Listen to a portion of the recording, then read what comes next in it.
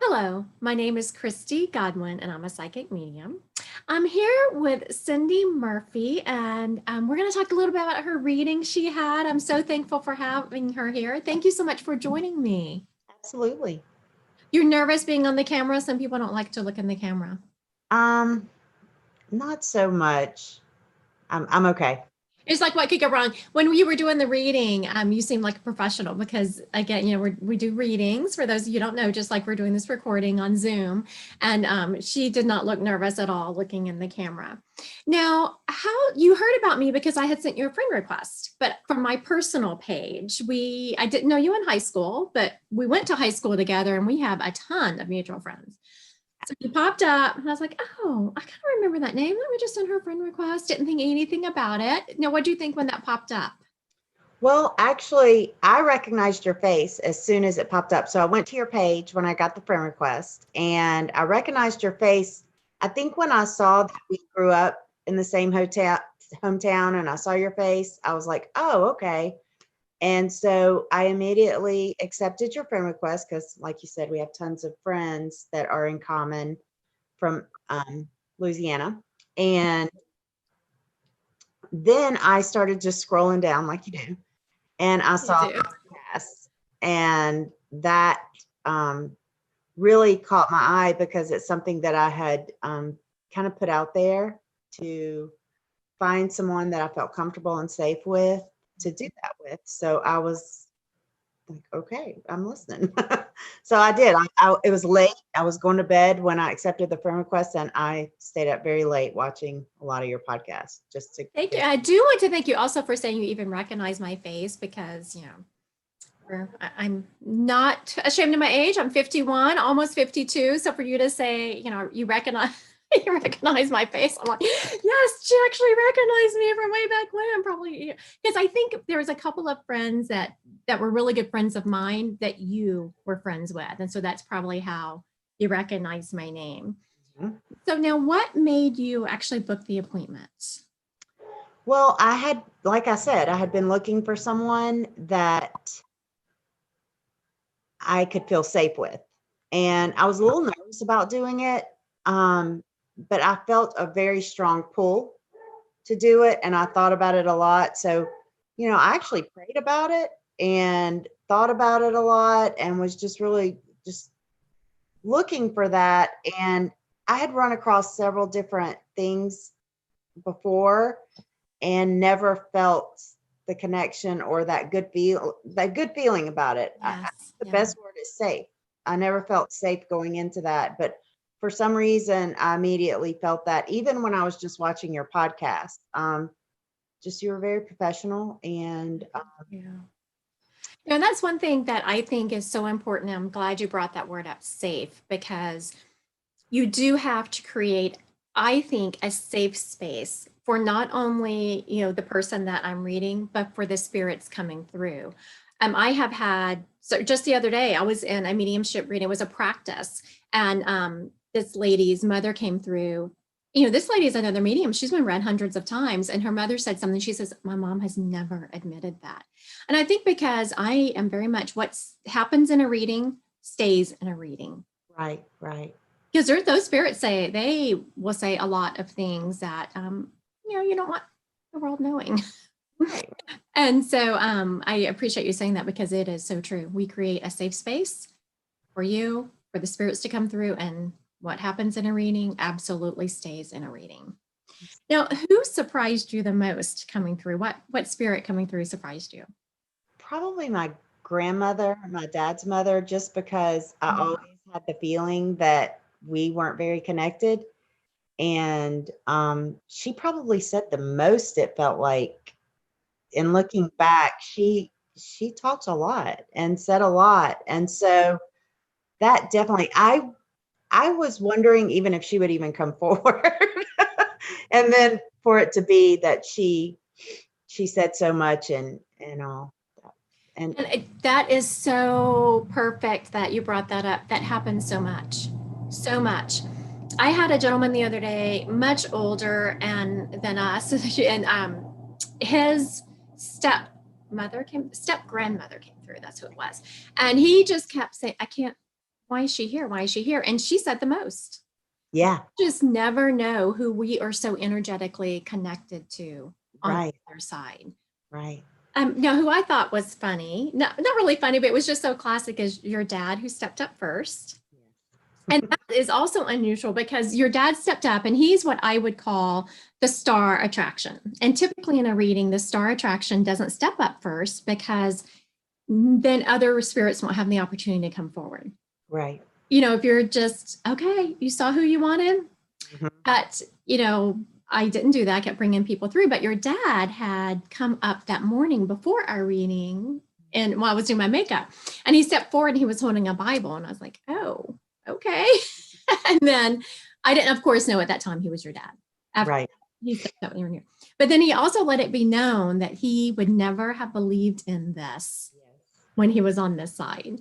I think he showed you a voodoo doll. He did. Oh, yes, he did. I'd forgotten that. He did show me a voodoo. Funny guy. So Yeah, funny. very funny. And that is something that is so happens and people don't realize. And when I first started this, I was kind of a little disappointed that I'm going to have the exact same personality on the other side that I have on this side. I thought like when you transition to the other side, you're instantly just this perfect, you know, person that does no wrong. You still have things to work on the other side, which personally felt a little disappointing. It's like, what? Right. Right. But if you're funny on this side, you're going to be funny on the other side.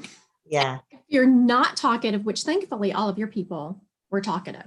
Yes. Yes. You had no problem. But if you are quiet on this side, you're going to be quiet on the other side. You can always tell that when they step up. And I was like, oh, they're going to make me work for my money because I have to ask them a lot of questions and kind of pull the answers. But I thought your dad was very funny. I found him very entertaining.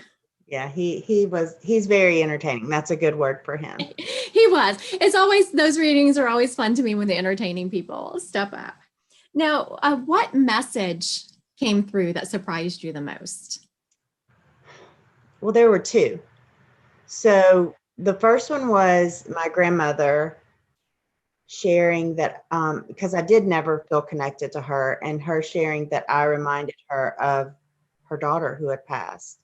And how back then they just kind of swept it out under the rug. One day she had a daughter, the next day she didn't. And there wasn't a lot of outward grieving or outward support even, you know, she mentioned that. And so that helped me understand why I felt kind of not connected to her as a child. I can see now as a mother myself why that would be difficult for her. And then the other thing was my father. You know, I was there, I'm a nurse, and I was there at the bedside when he passed. And I always had this guilt for going to sleep before he passed. And I remember not being tired. And then I woke up and he was gone. And he shared that he actually had spirit help me to sleep because he wanted everyone to be asleep when he passed, when he transitioned. So that was that there was a lot of closure there for me because I've kind of been walking around. I wouldn't call it guilt, but I thought it should have gone differently and was kind of disappointed in myself. Mm-hmm. Knowing that that's how he actually wanted it brought a lot of peace to me. So. It does. There's so much peace. I think people don't realize how much healing and peace can come in readings and things you don't even, because I had forgotten your grandmother had actually led us into that subject matter by bringing up, I kept asking, who is this little girl around her? Because she had her little girl with her on the other side. And that's when you said, was she lost? I was like, oh, that's what it was. Because this little girl was dressed in very old clothing, like she had been around on the outside for a long time. And she brought us in. I'd forgotten your dad had said that. That was beautiful. Yeah, that meant a lot to me just because, like I said, I've been walking around with that thought of, why did you go to sleep? You that's, it didn't even feel like something that I would, and I don't even think I was tired. You know, it wasn't like, I don't know. So. No, he did. And he actually, now that you're bringing that up, he brought that, he showed me basically someone closing your eyes, like you, and I told you, I said, it didn't even probably feel like a normal sleep. Like you're there wide awake. And the next thing you know, you're waking up and you're thinking, I wasn't sleepy. How did that even happen? I didn't sleep for long. So, you know, everybody else in the house was asleep and I was awake, because as a nurse, I knew it That's was, signs. I knew it was close. And so, Mhm. yeah, it wasn't very long. It was probably about, I don't remember exactly, but probably an hour, hour and a half. And I woke up, and of course, then I woke everyone else up in the house. So. And that was just still such a beautiful moment for him. He was showing me him lifting his soul, lifting from his body, and the sleeping house, and you were laying there just so peacefully and beautifully. That was a beautiful moment for him. There was a lot of comfort in knowing that, because I remember he shared that as soon as he turned, all of his people were there for him immediately. That there was, he kind of transitioned from us to, and that brings a lot of comfort too. Just Yes. that. I mean, it's amazing to me. Some of the beautiful moments that people have shared with me during that transition, the moment of transition, it's just so peaceful and beautiful. Um, and it's comforting for us on this side, because you don't want to think that your loved one was afraid, Absolutely. or they were there. We talk about this white light. Do they know to go to the white light? So there's just all these questions. Yeah. Yeah, it was beautiful. Now, we did something, I don't think I've had any readings lately where I haven't called someone forward, but we did that for you. It was a friend, wasn't it? Tom. Yes, yes, yes, yes. It was a friend, because I was like, there was something weird about that. Now I remember what it was. So now at the end of readings, I always stop them a little bit early and say, okay, now is there someone we want to come forward? And you wanted to call your friend Tom. Were you surprised he hadn't stepped up during the reading? I was, because we were very close. But when you said how he walked in, I knew immediately that it was him. You said he just walked in and everybody parted, and he's like, I'm here. That's so him, so I knew immediately that it was him. So, I not until this moment have I realized that every time I call someone forward, it's the way they walk in. They always walk in so distinctly to their personality. And he did. And it was funny because no one in the reading had mentioned your current husband yet, except for him. And I did think that was kind of odd that all of a sudden your friend is talking about your husband. And I was like, he really likes your husband. And what was your response to that? well, I was a little shocked, but not, I don't know. It was interesting. Um, he always gave me a lot of advice about being happy. And, after I went through my divorce, and, if you do what makes you happy, then the people that you love around you, it'll all just spread, and, all that. And I remember I used to fish a lot with him. I remember him telling me, when I told him about my husband now, the first time I talked about him, he said, you're going to marry that man someday, and so, um, it was just interesting. He was a very big fan of your husband, and he had a lot to say about him, how y'all were meant to be together. And um he was also someone who, and you said this was so like him, that he was very good and wise at giving out advice, but not so much on applying it to Absolutely. his own life. Absolutely. And He had we all know people like that. absolutely. That they're very good at giving the advice, but not necessarily Meant well. It's one of yes, those. applying it to their own lives. Yeah. And I want to go back to, because this is something else that I'm not quite sure how to appease people with it or make them feel better. But you said you were nervous coming Yes. into the reading. So, what would be your advice to people that are nervous? And you didn't use the word scared, but I do hear some people also say that they're scared. You didn't use that word. I wasn't scared. I was nervous, mainly because of not knowing what to expect. I think, just not knowing. I had an idea, of course, Right. but there's this fear of the unknown. And what I would say to people is, if you feel full, like I did, like I had been asking um, for the right person to show up, and you did. And I would just say to people that it's very comforting. There's a lot of gratitude after it happened. I just had so much gratitude. And even when I shared with my brother, kind of, I shared with him some of what happened, which my dad said, he lives right down the road from you, which y'all both live in the same. That was interesting. I shared that with him. But when I shared with him, he said, just this whole process that you've shared with me makes me feel so comforted about what happens whenever we all, Yes. transition over to the other side. And I just, there's so much truth there, because I had the same feeling. And, knowing that I was able to share that with them, that just that connection again was just beautiful. So if you feel the pull to do that, I mean, you're a very safe person to do that with. So I would definitely say follow that, because I think there are more things other than just our minds that pull us to do that. I think that when you're feeling it, then, there's a reason. You said so many things in just that short little statement just then that That I'm sorry. no, I so appreciate, for one thing, that you call me safe, because I do strive for that.